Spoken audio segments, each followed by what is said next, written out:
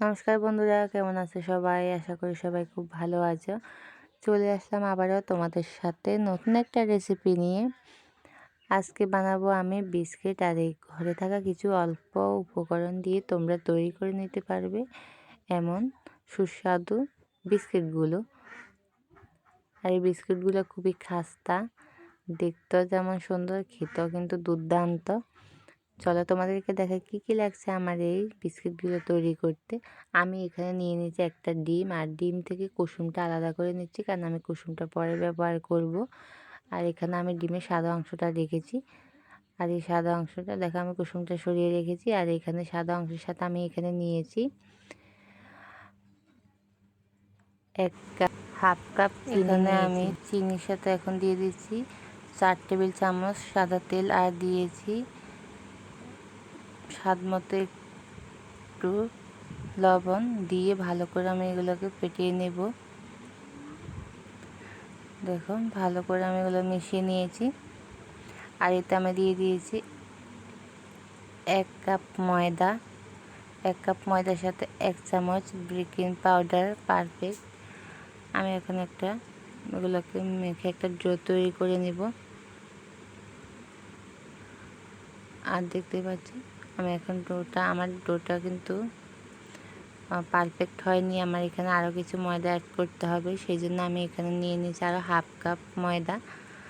Half cup ময়দা যেহেতু নিয়েছি, তাই আমাকে বেকিং পাউডারটা আবার ইউজ করতে হবে। আমি এখানে আবার হাফ চামচ বেকিং পাউডার নিয়েছি, নিয়ে এখন আবার ভালো করে মিশিয়ে নিচ্ছি, একটা ডো তৈরি করে নিচ্ছি। এখন আমার ডোটা পারফেক্ট হয়েছে, দেখতে পাচ্ছ খুব সুন্দর একটা ডো তৈরি হয়ে গেছে আমার। এখন আমি ডোটাকে ঢাকনা দিয়ে রেখে দিব 20 মিনিট। আর এগুলো আমার বেঁচে গিয়েছে, আমার পুরোটা লাগেনি।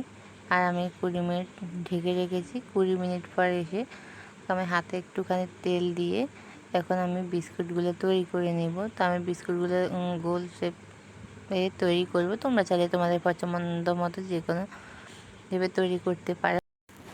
আর আমি এইভাবে সবগুলো বিস্কুট তৈরি করে নিচ্ছি, দেখতে পাচ্ছ কত সুন্দর হয়েছে। তোমরা তোমাদের পছন্দের মতো ডিজাইন করে নিতেই পারো। আমি এইভাবে করে এখন সবগুলো বিস্কিট তৈরি করে নিচ্ছি। নতুন বন্ধু, পুরনো বন্ধু সবাইকে অনেক অনেক ভালোবাসা। প্লিজ সবাই শেষ পর্যন্ত ভিডিওটা দেখবে। যদি ভালো লেগে থাকে অবশ্যই সবাই লাইক, সাবস্ক্রাইব, শেয়ার করতে ভুলবে না। আর এইভাবে করে আমি এখন সবগুলো বিস্কুট আমি তৈরি করে নিয়েছি। আমি একটা থালাতে নিয়েছি, আর থালাতে একটা থালাতে তেল ব্রাশ করে তার উপর একটা সাদা কাগজ দিয়ে তারপর আমি সবগুলো বিস্কুট রেখেছি। আর এখানে আমি ডিমের যে হলুদ অংশটা রেখেছিলাম ওটাকে আমি একটু পেটে তারপরে সবগুলো বিস্কুটের উপরে একটু একটু করে ব্রাশ করে দিয়েছি। কেন দিয়েছি? কারণ বিস্কুটগুলো কালারটা দেখতে না, ওই ডিমের হলুদ অংশটা দিলে কালারটা দেখতে খুবই সুন্দর লাগে। দেখতেই পাচ্ছ তোমরা বিস্কুটগুলো কত সুন্দর। আমি এখন একটা কাঁটা চামচের সাহায্যে একটুখানি এরকম করে ডিজাইন করে দিব। তারপর এই বিস্কুটগুলোর উপরে আমি দিয়ে দিব সাদা তিল, একটু সৌন্দর্যের জন্য তিলগুলো ছিটিয়ে দিব। খুবই সুন্দর লাগে বিস্কুটগুলো দেখতে, দেখতেই পাচ্ছ। এরকম করে আমি সবগুলো বিস্কিটে দিয়ে দিচ্ছি। আর এখন আমি চুলাতে অলরেডি একটা কড়াই বসিয়ে দিয়েছি, তাতে আমি কিন্তু বালি দিইনি, তোমরা চাইলে কিন্তু বালি ইউজ করতে পারো। আমি আজকে দিয়েছি একদম সহজ পদ্ধতিতে, যার জন্য সাদা কাগজ হয় না, সাদা কাগজ ইউজ করে তারপর একটা স্ট্যান্ড বসিয়ে আমি বিস্কিট থালাটা রেখে দিয়েছি। আর এখন আমি ঢাকনা দিয়ে রাখবো 25 মিনিটের জন্য। গ্যাসের আঁচটা কিন্তু আমি একদম মিডিয়াম লোতে রেখেছি। আর এভাবে করে আমি 25 মিনিট পর এখন আমার বিস্কুটগুলো আমি দেখব কীরকম হয়েছে। তোমরা দেখতেই থাকো।